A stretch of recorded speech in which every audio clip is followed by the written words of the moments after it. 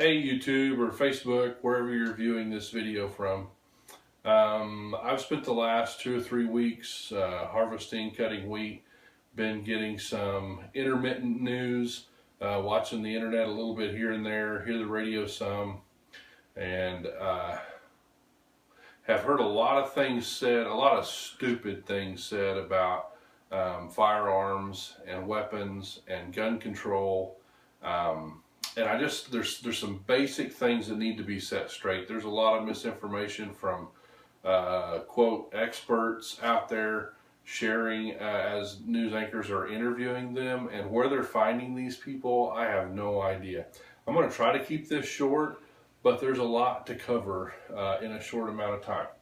This is a very basic Ruger hunting rifle. It's called the Mini 14. The M14 ranch rifle. This is a pre-1980 gun. It's an older one.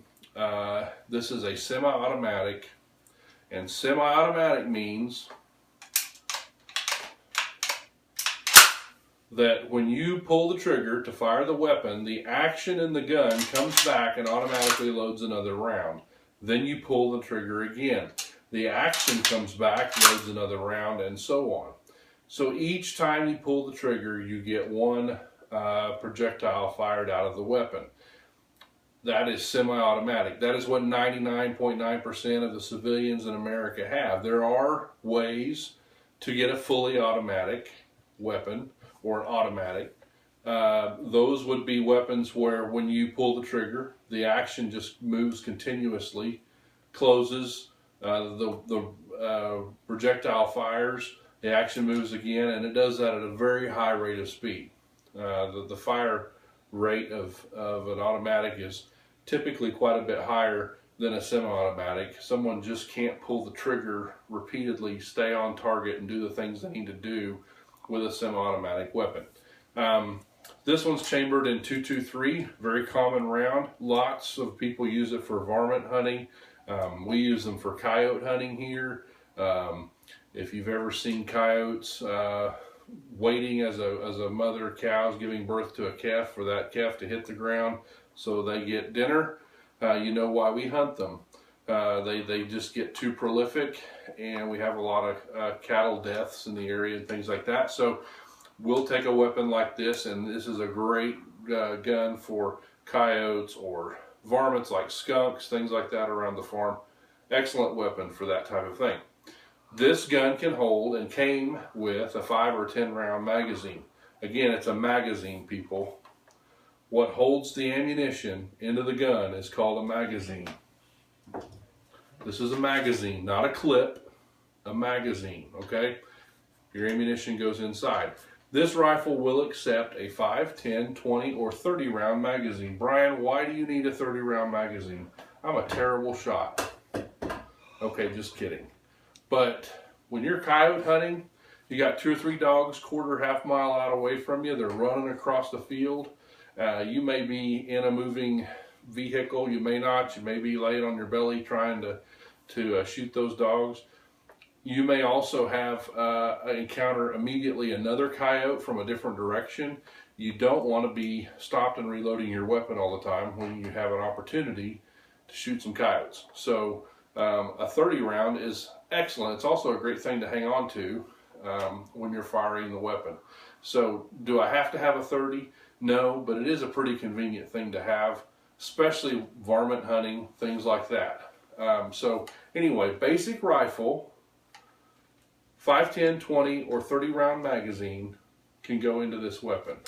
But you guys would consider this, based on what the media is telling you, to be a pretty basic firearm, a hunting rifle, if you will. It's semi-automatic. It's a wood stock.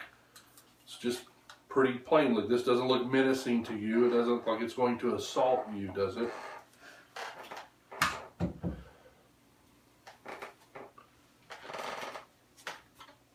This gun is also a Ruger Mini 14, chambered in .223 or 5.56. 5.56 is the NATO version of .223.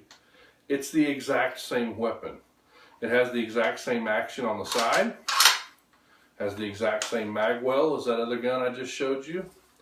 This one happens to have a black stock. Ooh, that makes it a menacing assault rifle. Yes?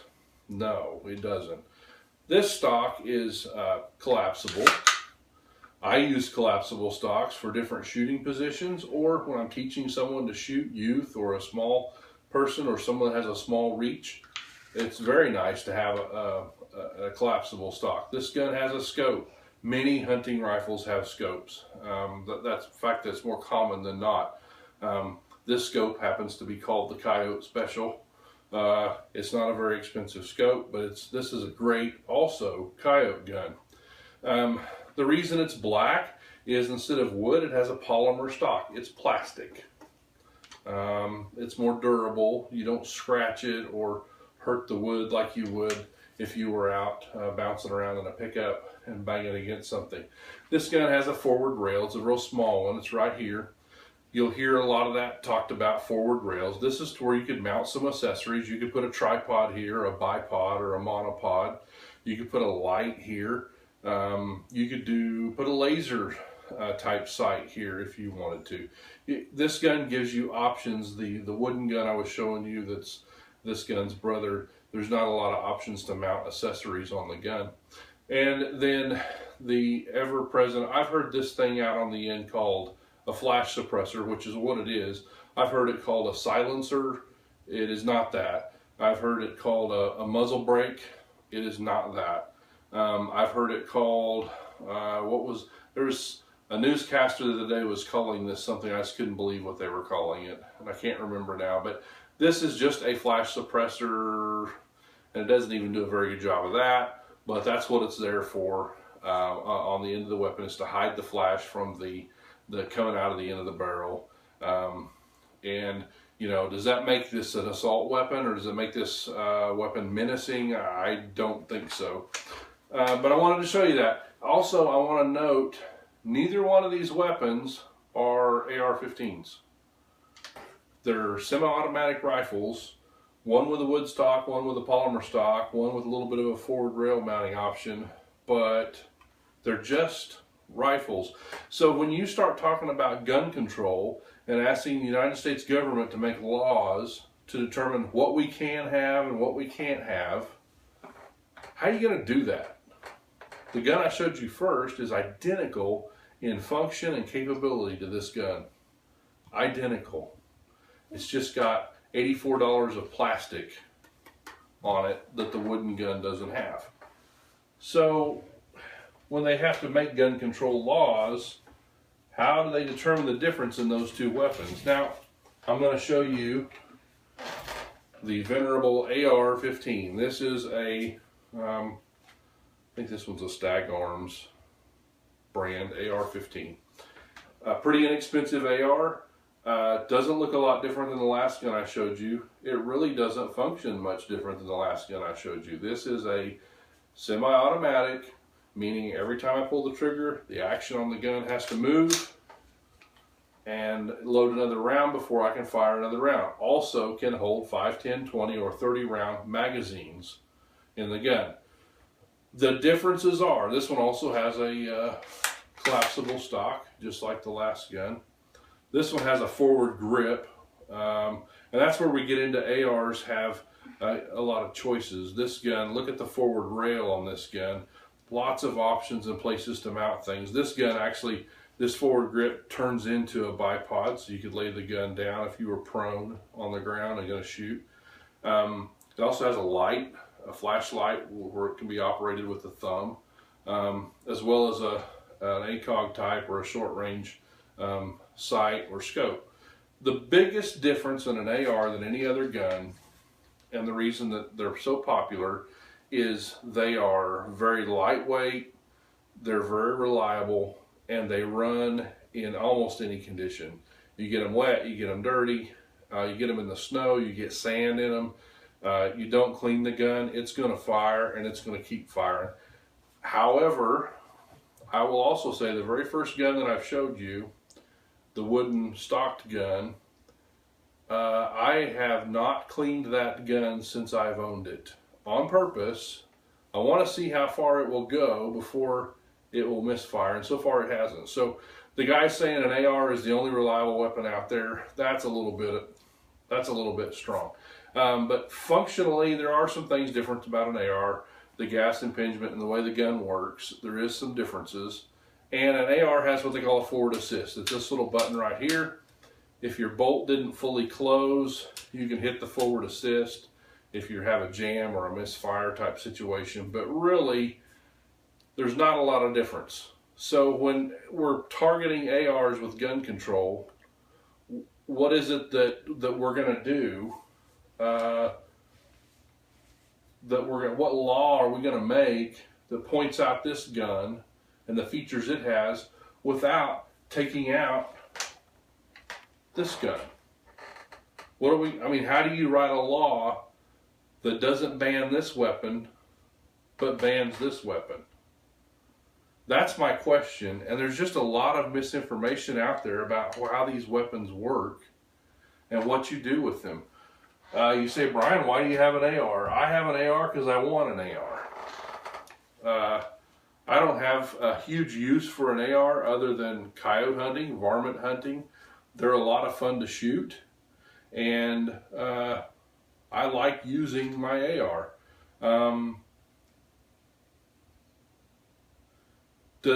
Am I going to go shoot up a nightclub with this gun? No, probably not. Am I going to go shoot up a nightclub with any gun? No, probably not.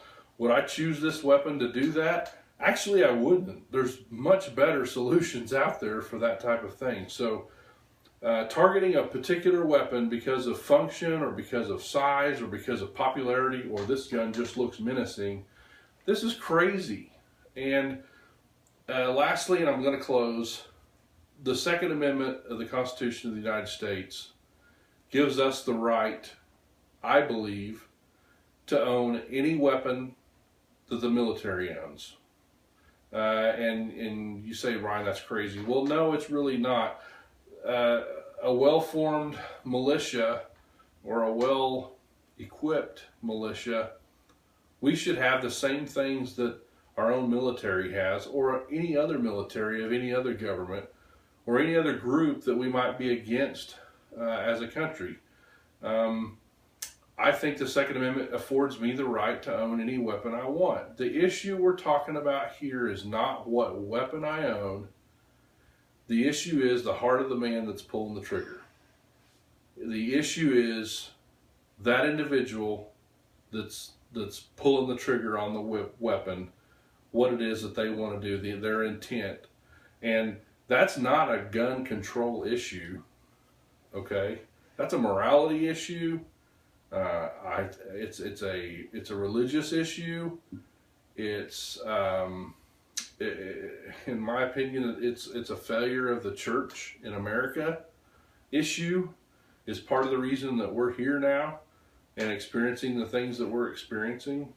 But it's not the weapon, folks. And you see these pictures out on Facebook about spoons making people fat, or pencils stabbing people in the neck, or all these crazy things. I've said someone's been posting pictures of their AR. It hasn't moved in days because it hasn't gone and assaulted anyone, and that they make a valid point. It's not this weapon. And it's not even what I'm trying to show you tonight. It's not even the ability of this weapon. There are other weapons that have far more ability than this gun. There are shotguns now that can be belt fed. There are shotguns that can be drum fed, that could do far more damage in a crowd or a group of people than this weapon. So let's not go after the weapons. Let's go after the folks that are choosing to do these types of things. And that's a whole other discussion. But to wrap it up, this is an AR. This is a hunting rifle. According to you all, according to the media, they can shoot the same calibers, the same magazine size, and the same rate of fire. This one I can't mount extra things onto to make my gun more usable or more convenient for me. This one I can. But this isn't an AR. This is just a hunting rifle. It's a Ruger Mini 14. So that's what I want you to get in your heads is, if you're going to go ask American government to make laws to separate these three weapons, I want to know how you're going to do it without taking all three away. And again, I believe the Second Amendment gives me the right to have all three. And again, I believe the issue is not the weapon. It's the heart of the guy that's pulling the trigger. And that's all I've got for tonight.